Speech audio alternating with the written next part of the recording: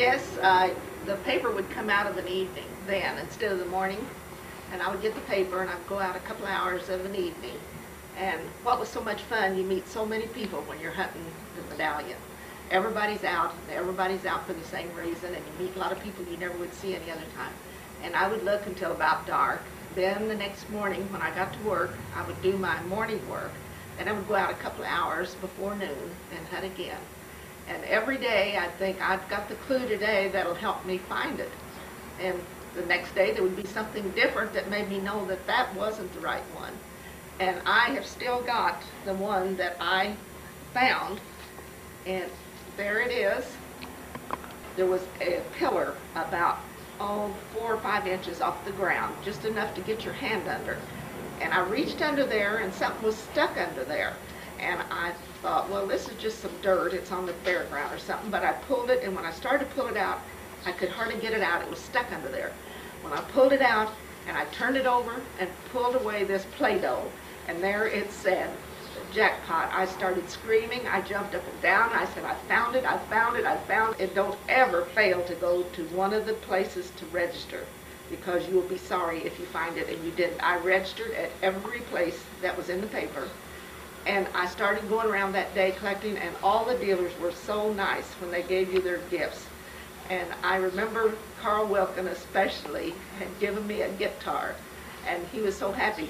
And I gave gifts to nieces and nephews and sisters and brothers that I never had been able to give gifts to, because I won like 3 televisions. I won different things, you know, that were duplicates, and I gave those to gifts. But anybody that is thinking about going out to hunt the medallion, it will be the most fun you'll ever experience, because you'll see people that you would never meet any other way. I went out in the rain to the 12-mile road district. They were all indications, all the clues showed this was the area. I was hunting that big rock pile at the 12-mile road district. I had taken a white chalk and X'd on every rock that I turned over.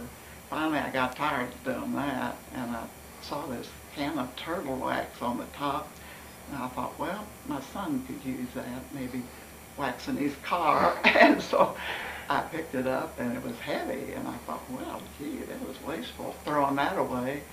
So I threw it in the back end of the car and went on home. Next day, the clue was, next day was Thanksgiving, and I was going down Broadway and reading the clue for that day, and it said something about the tortoise and the hare, and I think, ooh, I got that turtle wax in the back end of my car, and I couldn't park the car because it was busy, and so I finally did come to a halt, and I reached back there and got that can of turtle wax, and inside was that medallion.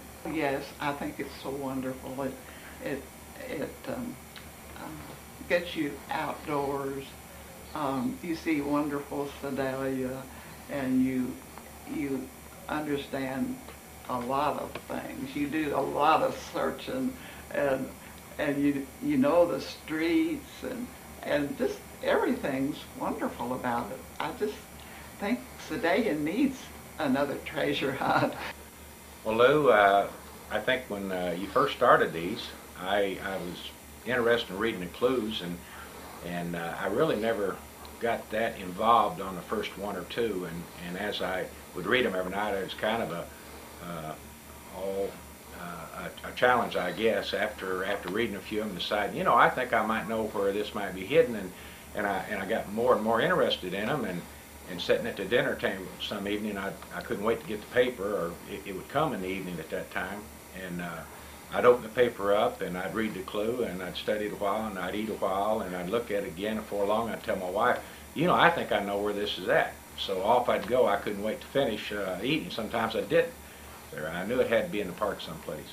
And actually, when I got down under the bridge and was looking for it, I actually stumbled onto it because I expected it to be somewhere where I could see it without really moving something. And while I was waiting in that little ditch underneath that bridge, there was a little ledge there. It wasn't very tall, maybe a foot. and I really couldn't see back in there very good, and I was just kind of feeling around. I hit a brick, and I happened to knock that brick over, and I was just kind of feeling around. I felt something kind of round, and I thought, oh, my little heart started beating, and I thought, no, this can't be it. And I picked it up, and sure enough, that's exactly what it said. I found it, I think is what it said. Is that correct? And I know I was excited. I'd come out of there, and people had to see it. Everybody converged on me, and the park was, I don't know, they probably thought there was a fight going on. There must have been 30 or 40 people around me. And I think Musslin might have been in the park at the same time, if I'm not mistaken, because I ran across Paul several times during this hunt. Oh, I love them. I have been with them for probably 15 or 20 years by now, and came awful close so many times to finding it, but never have put my hands right on it. So maybe this time will be the lucky time. The wife's always into it, and my wife's aunt and uncle, they're big and into it, so it makes it real nice. I do it because I really like it.